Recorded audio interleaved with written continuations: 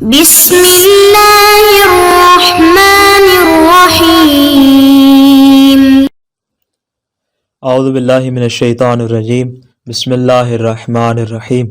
عزیز طلبہ کرام، آج ہم اصول الفقہ للمظفر کا 52واں درس شروع کرنے جا رہے ہیں، اور آج ہم انشاءاللہ بیان کریں گے ان 4 نکات میں سے دوسرے نقطے کو جس کے متعلق صاحب کتاب نے ابتدا میں اشارہ کیا تھا کہ قول مختار کو بیان کرنے سے پہلے اور اس کی دلیلوں کو بیان کرنے سے پہلے ضروری ہے کہ میں محل نزاع کو واضح کروں۔ اس کے متعلق 4 قسم کے نکات کو مصنف نے ترتیب دیا۔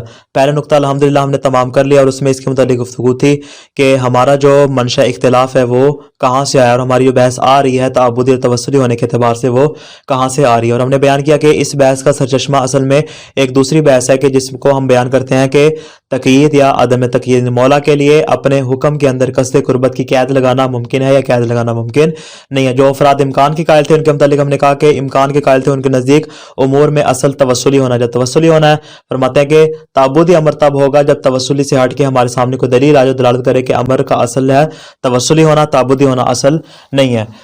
فرماتے ہیں اگر ہمیں شک ہو جاتا ہے کسی امر کے بارے میں کہ آیا توسلی ہے یا تعبدی ہے تو اس صورت میں ہم اصالت اطلاق کی طرف رجوع کریں گے اور اس کو ہم توسلی قرار دیں گے۔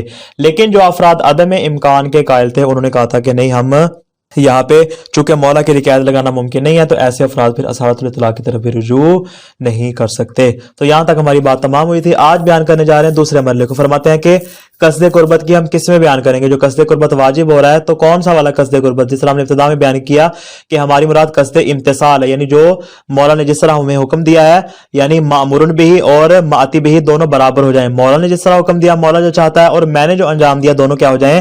برابر ہو جائیں۔ اس کو قصد امتثال کہتے ہیں۔ فرماتے ہیں قصد قربت کی ہم تمام قسموں کو دیکھیں گے، پھر اس کے متعلق بیان کریں گے کہ ہماری مراد کون سی والی ہے۔ فرماتے ہیں الثانی محل الخلاف من وجوب قصد القربہ۔ فرماتے ہیں کہ قصد قربت کے وجوب کے اعتبار سے محل اختلاف ہماری جو بحث ہے وہ کس طرح کے قصد قربت کے واجب ہونے کے بارے میں ہے۔ اس بات کو سمجھنے کے لیے پہلے ہم ابتدا میں بیان کرتے ہیں قصد قربت کی مختلف قسموں کو اور مختلف صورتوں کو۔ سب سے پہلی قسم جو ہمارے سامنے آتی ہے وہ ہے قصد امتثال، یعنی اطاعت و عبودیت۔ یعنی کیا مطلب؟ مولا نے حکم دیا، مولا کا کام حکم دینا ہے، میرا کام اس کے حکم کی اطاعت کرنا ہے۔ فرماتے یہ والی جو عبودیت آ رہی ہے، فرماتے ہیں کہ یہ اس پر عمل کرنا ہمارے لیے ضروری ہوگا۔ یہ قول مشہور ہے کہ جس قول کے اکثر اصولی قائل ہیں کہ یہاں پہ قصد امتثال ہے جو ہمارے لیے ضروری ہے۔ اور دوسرا کیا ہے؟ قصد شکر نعمت، یعنی کیا میں اس عمل کو اس لیے انجام دے رہا ہوں تاکہ مولا کا شکر ادا کر سکوں کہ اس نے مجھے یہ نعمت عطا کی۔ یہ ہے ایک قصد کی ایک اور قسم۔ اس طرح قصد قربت کی ایک اور صورت ہے کہ قصد تحصیل رضا حق، یعنی میرا مقصد کیا ہے کہ میں اس خالق کی رضا کو حاصل کر لوں، بس اس سے زیادہ میرا اور کوئی مقصد نہیں ہے۔ اس کی اور بھی قسمیں انشاءاللہ اگلے صفحے پہ ہم اس کو بیان کریں گے۔ فرماتے ہیں الثانی محل الخلاف من وجوب قصد القربہ۔ قصد قربت کے وجوب کے اعتبار سے محل اختلاف ہماری گفتگو کس چیز کے بارے میں؟ فرماتے ہیں انا محل الخلاف فی المقام، کہتے ہیں اس مقام پہ ہمارا جو محل اختلاف ہے ہوا امکان اخذ قصد امتثال الامر فی المأمور بہ۔ فرماتے ہیں ہمارا جو محل اختلاف ہے اس مقام پہ وہ کیا ہے؟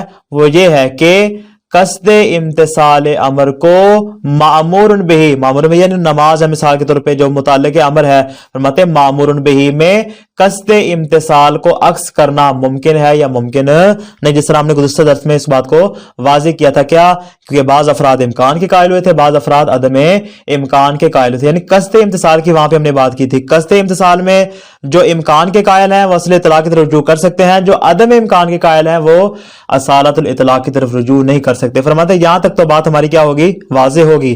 لیکن جہاں تک تعلق ہے دوسری صورتوں کا، یعنی پہلی صورت کو نکال دیں، یہ قصد شکر نعمت، قصد تحصیل رضا حق، یا اس کے علاوہ قصد محبوبیت فعل، انشاءاللہ آگے اور قسمیں آ رہی ہیں۔ فرماتے ہیں یہ والی جو قسمیں ہیں اما غیر قصد الامتثال من وجوہ قصد القربہ، قصد قربت کی دوسری صورتوں میں اگر قصد امتثال کے علاوہ کوئی اور صورت ہم مراد لیں، مثال کے طور پہ کا قصد محبوبیت الفعل المامور بہ الذاتیہ، فرماتے ہیں جیسا کہ فعل جو مامور بہ ہے اس کے محبوب ہونے کا قصد، یعنی مولا نے اس کا حکم کیوں دیا تاکہ میں اس کو پسندیدہ سمجھ کے اس عمل کو انجام دوں. فرماتے اس فعل کو اپنے نزدیک پسندیدہ قرار دے کے قصد کرنا بے اعتبار ان کل مامور بہ، اس اعتبار سے کہ جس بات کا بھی مولا نے حکم دیا ہے، جو میرے لیے مولا نے واجب قرار دیا ہے، جس بات کا مجھے امر دیا ہے، لا بد ان یکون محبوبا للامر و مرغوبا فیہ عندہ.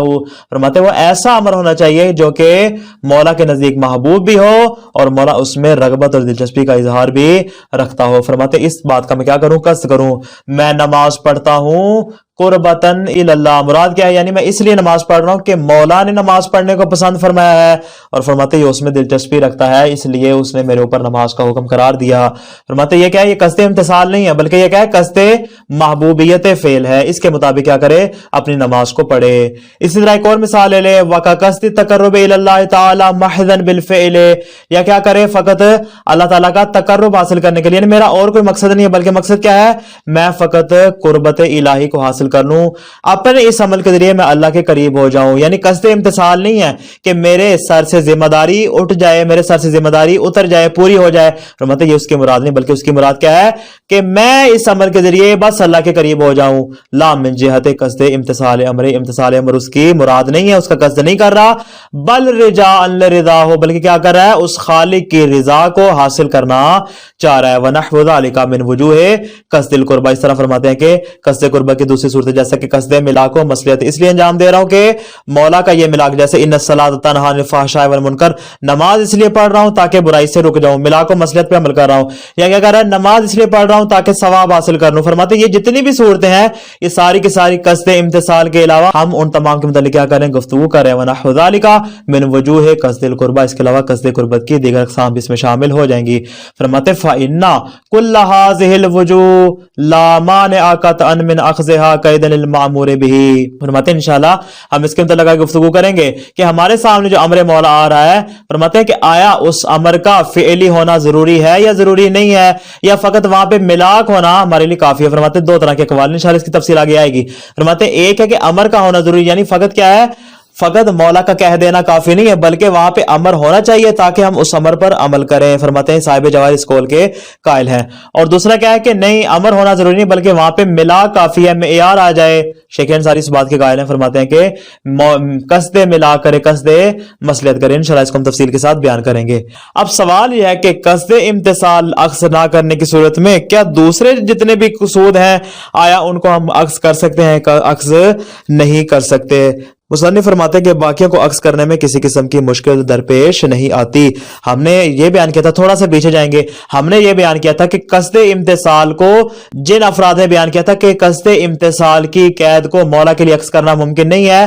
مصنف فرما رہے کہ آیا قصد امتثال کو چھوڑ کر باقی یہ جتنے وجوہ ہیں، یہ جو محبوبیت فعل ہے یا ملاک و مصلحت والا ہے یا حصول ثواب ہے یا تقرب الہی ہے، فرماتے یہ جتنے بھی قصد قربت کی جتنی ہم نے قسمیں اور صورتیں بیان کی ہیں، آیا ان کو عکس کرنا ممکن ہے یا ان کے بارے میں عدم امکان کے قائل ہو جائیں گے؟ مصنف فرماتے ہیں کہ ان کے عکس کرنے میں کسی قسم کی کوئی مشکل موجود نہیں ہے. فإن كل هذه الوجوه لا مانع قطعا من اخذها. فرماتے ہیں جتنی بھی وجوہ ہیں ان کو عکس کرنے میں اصلا کوئی مانع موجود نہیں ہے. کس اعتبار سے عکس کرے؟ قیدا للمأمور به، کہ ہم اس کو مامور به کے لیے قید کرائیں. یعنی ہم نے وہاں پہ دو نظریے بیان کیے تھے نا، امکان عدم امکان کا. وہ امکان عدم امکان کیوں تھا؟ قصد امتثال کی وجہ سے. فرماتے قصد امتثال کو تھوڑی دیر کے لیے سائڈ پہ رکھ دیں، قصد امتثال کے علاوہ باقی اگر ہم صورتوں کو لیں، آیا ان کو قید قرار دیا جا سکتا ہے یا قید قرار نہیں دیا جا سکتا؟ فرماتے ولا يلزم المحال الذي ذكروه في اخذ قصد الامتثال على ما سياتي.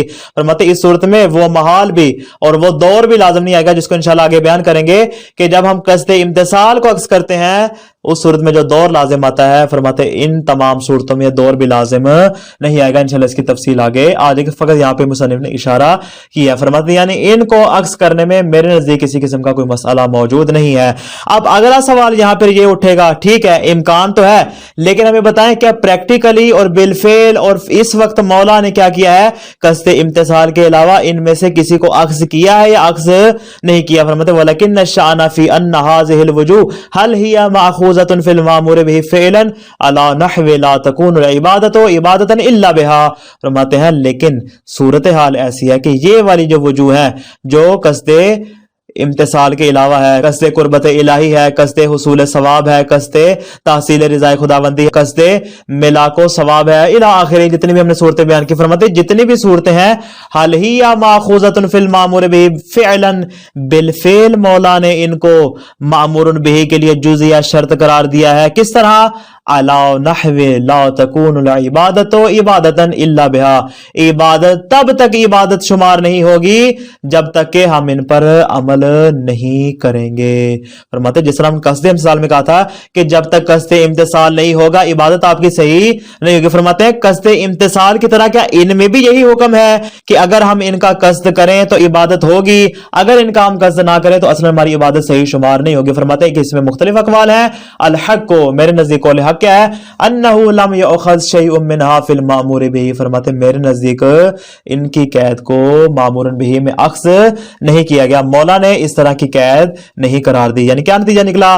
نتیجہ یہ نکلا کہ امکان تو ہے کہ قصد امتثال کے علاوہ باقی جو قصد قربت کی قسمیں ہیں ان کو ہم شامل کر لیں. فرماتے امکان تو ہے، لیکن آیا بالفعل مولا نے اس کو اخذ کیا ہے، مولا نے اس کو قید قرار دیا ہے؟